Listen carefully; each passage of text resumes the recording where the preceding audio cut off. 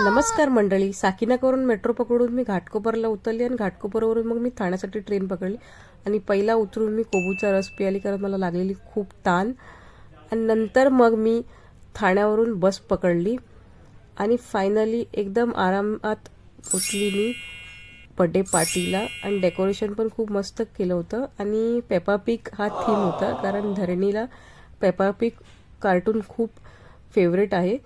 आणि नंतर मग आम्ही केक कटिंग केलं.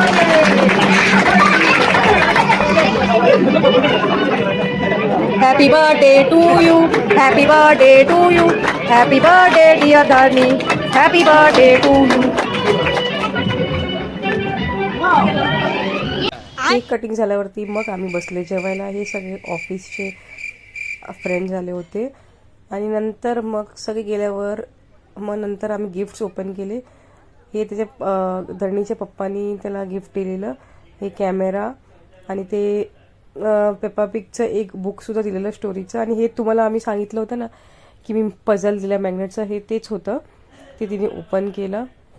ती सगळे गिफ्ट्स बघून खूप खुश होती.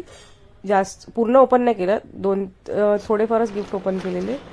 आणि हा त्याच्या आता दाखवलेला क्राफ्ट बॉक्स तो तिच्या मम्मी दिला आणि हा तिच्या पप्पाने दिलेला गिफ्ट पेपा पिगचा.